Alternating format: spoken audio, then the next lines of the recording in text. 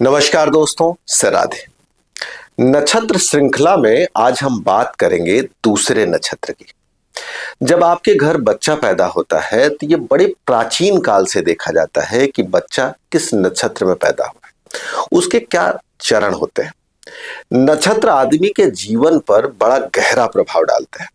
जो लोग ज्योतिष जानते हैं और ज्योतिष नहीं भी जानते हैं, वो सभी जानते हैं कि नक्षत्र का अपना प्रभाव होता है। ऐसे तो ज्योतिष में पैदा होने वाले बच्चे के लग्न और नवमांश कुंडली का भी अपना महत्व होता है, लेकिन प्राचीन काल से सबसे ज्यादा अगर कोई महत्व दिया गया है, सबसे ज्यादा किसी ने महत्व पाया तो वो नक्षत्र ने पाया। एस्ट्रो अवध अश्विनी नक्षत्र के बाद आज भरणी नक्षत्र पे बात करेगा। नक्षत्र के सभी गुणधर्मों के साथ साथ स्वभाव और कौन सी बीमारियां या उसके व्यक्तित्व पे इसका क्या सीधा इम्पैक्ट पड़ता है, इन सभी महत्वपूर्ण चीजों पर इसकी चर्चा करेगा। सबसे पहले अगर नाम की बात करें तो भरणी। भरणी मतलब भरण पोषण करना। आदमी के जन्म के योनि की से इसको जोड़कर देखा जाता है। आदमी जब जन्म लेता है तो मां के गर्भ से ही वो बाहर आता है। भरणी को कहीं न कहीं से समाज में आवागमन का आधार माना जाता है। इसमें पैदा होने वाले लोगों के राशि अक्षर नक्षत्र अक्षर की बात करें, अर्थात एक नक्षत्र में 4 चरण होते हैं। उन चारों चरण में जिस पे बच्चे का जन्म होता है वही उसका राशि नाम कहा जाए या नक्षत्र नाम कहा जाए। तो 4 चरण कौन कौन से हैं? ली, लू, ले और लो। ये 4 अक्षर जो है इससे जोड़कर देखे जाते हैं। भरणी नक्षत्र के देवता की बात करें तो यमराज। यमराज को सूर्य का पुत्र माना जाता है और साथ में यमराज जो है न्याय के देवता है। तो भरणी नक्षत्र में जो बच्चे पैदा होते हैं, कई बार इनके घर में किसी न किसी को नाम, सम्मान, यश, कीर्ति या सरकार से जुड़े हुए या सरकारी नौकरी में काम करने वाला देखा जाता है। ये बचपन से ही थोड़े शैतान और उद्दंड तो होते हैं। भाइयों के साथ, दोस्तों के साथ इनकी लड़ाई होती है, लेकिन उम्र के साथ साथ इनके अंदर चीजों को कैसे समझा जाए, कैसे उसको महसूस किया जाए, कैसे उस तर्क को सही रूप से समझा जाए, ये होता है। उम्र के बढ़ने के साथ साथ ये न्याय प्रिय होते हैं। ये किसी को कुछ भी जब देते हैं तो उसको पूरा करने की कोशिश करते हैं। अपने पौरुष पे, अपने आधार पर जीवन में एक बड़ा मुकाम पैदा करते हैं, लेकिन भाई या बहन से थोड़ा सा वैचारिक मतभेद भी देखा जाता है। जीवन में एक बार इनके ऊपर आरोप लगता है, एक ऐसा आरोप जो सामाजिक रूप से बहुत अच्छा नहीं माना जाता है, लेकिन व्यक्तित्व के आधार पर इनका व्यक्तित्व बड़ा होता है। इनके जीवन का एक ऐसा पक्ष होता है जिसको लेकर लोगों के मन में कोई न कोई भ्रांति होती है। राशि की दृष्टि से बात किया जाए तो भरणी नक्षत्र मेष राशि में आती है। मेष राशि को कालपुरुष की पहली राशि कहा गया है, जिसका स्वामी मंगल के पास होता है। मेष राशि में जन्म होने के नाते इन लोगों के पास आइडियाज खूब अच्छे होते हैं। वहीं पर इन आइडियाज पर काम करना, मेहनत करना इनको खूब अच्छा लगता है। लेकिन अगर इनके कार्य में किसी ने बाधा पहुंचाया तो जल्दी से इनको क्रोध भी आता है और गुस्सा भी आता है।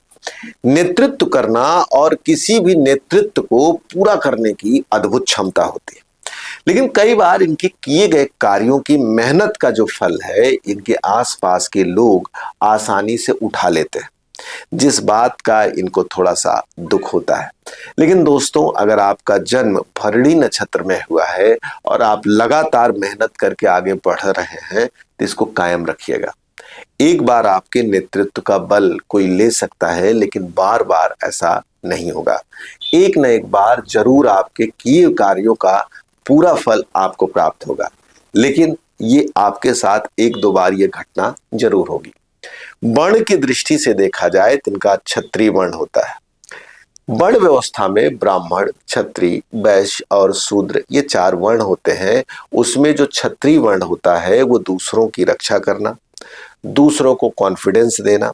तो हमने देखा है भरणी नक्षत्र में जो लोग पैदा होते हैं, अपने दोस्तों को, अपने परिवार को, अपने भाई के जो टफ टाइम होता है उसमें साथ देना, खड़े रहना और आगे बढ़कर चीजों को कॉन्फिडेंसली करने की अद्भुत क्षमता रखते हैं। योनि की दृष्टि से कहा जाए, नक्षत्रों की अपनी योनि होती है, गज की योनि। गज को बड़ा कहा गया है। तो हमने देखा जब ये कभी कोई विचार सोचते हैं, कुछ बड़ा करने, कुछ सोचते हैं करने के लिए, वो छोटा मोटा नहीं होता। गाड़ी भी खरीदना चाहेंगे तो कोई बड़ी गाड़ी, कोई काम करना चाहेंगे तो कोई बड़ा करना चाहेंगे, घर बनवाना चाहेंगे तो बड़ा बनवाना चाहेंगे, जमीन लेना चाहेंगे तो बड़ा बनना। गण क्या है? मनुष्य। मनुष्य मतलब वो होता है जो मानवीयता को समझ सके, अपने साथ साथ दूसरे दुखों को समझ सके, दूसरे से प्रेम कर सके, जियो और जीने देने की धारणा को पूर्णता प्रदान करने वाला मनुष्य माना जाता है। ऐसे लोग आसपास के माहौल के साथ एक अच्छा सामंजस्य बनाने की पूरी कोशिश करते हैं।